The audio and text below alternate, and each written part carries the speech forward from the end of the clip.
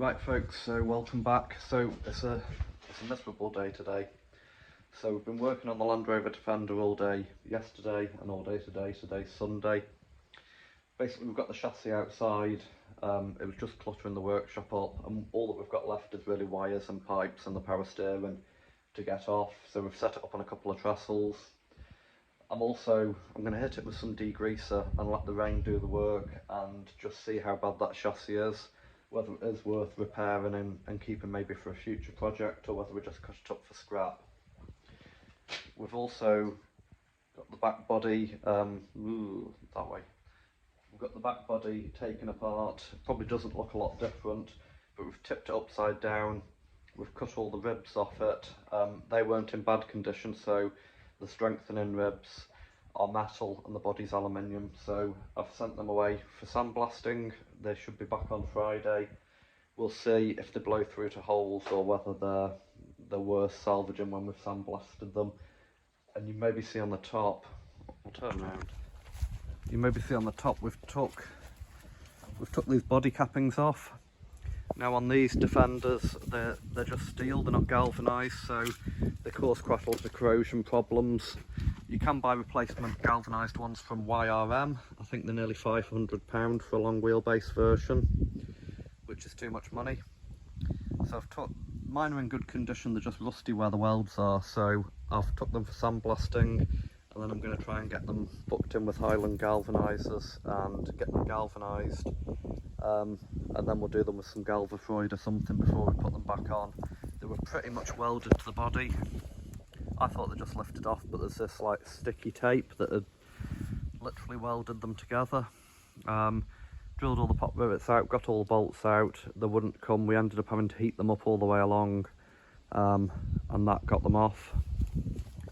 You can see there's big gouges here. There's a lot of filler in this body, so we're just going to have to be careful with it. We're going to have to sand it back with a DA sander.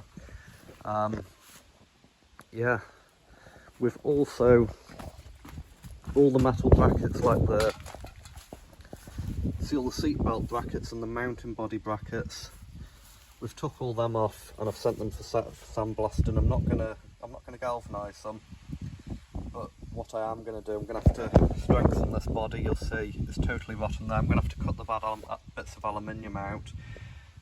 I'm probably going to cut up some galvanised sheet and pop rivet all along and re-drill the holes. You want your seatbelt anchors and everything strong. And then we'll paint all the brackets that we're getting sandblasted. We'll do them with the bitumen and stick them on. You'll see quite a lot of holes. You can get repair panels from YRM, but the thing is, I was looking at the panels and the cappings and everything, and it would probably be about £1,600 to repair that back body. Now, that's a big chunk of the budget, so I'm going to make my own repair panels, my own patches, and you know, I think it's worth spending the time. So this is the chassis. Got the tow bar off last night. Doesn't look too bad for a Land Rover chassis, but you can't see underneath from here, but there is quite a few bits that are rotten. I'm thinking of just snaking off the outriggers, cut them off with the grinder, cut all the outriggers off, and then give it a clean up and start welding it. It's a strange one. It's a strange one, you know. Like this side of the chassis isn't too bad until you get to the driver's door post, and that must be where the road salts hit it. That side's not bad, but that front leg is. But let me know what you think in the comments. I still think that's salvageable. Everything's going up in price, so yeah, look, big holes here, but it's nothing that a welder and a bit of plate wouldn't sort. I've seen a lot worse chassis for sure anyway.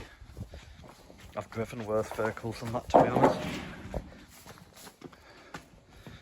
So that's the front axle. That's had a new diff pan in the past, so that one's fine. I've given it a coat of red oxide so it doesn't flash rust. These big arms, I'm still waiting on the bushes coming, so I've not cut them out. I'm waiting on the bushes from a company called LR Parts off eBay. I've had the back springs shot blasted and I've painted them because they were in good condition. The front springs are also in what looks like good condition, but one's taller than the other, so I presume they're damaged. So they're getting junked.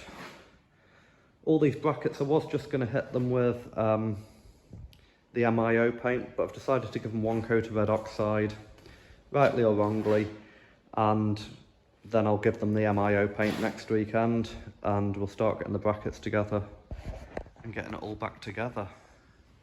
We've got a lovely pile of scrap Land Rover bits. So that's all I've got for this weekend. It's absolutely torrential rain up here, everything's flooded. I've got some more bits came from a solar system, and I was going to start on that, but the weather's just too bad. You know, a bit of wiring inside, but then we need to start getting the panels on the roof, and you just can't do it when it's wet, slippy. It's just too dangerous, folks. So I should get another video out next weekend. I'm going for a sit down because it's Sunday afternoon and a rest and a relax, so I'll see you next time.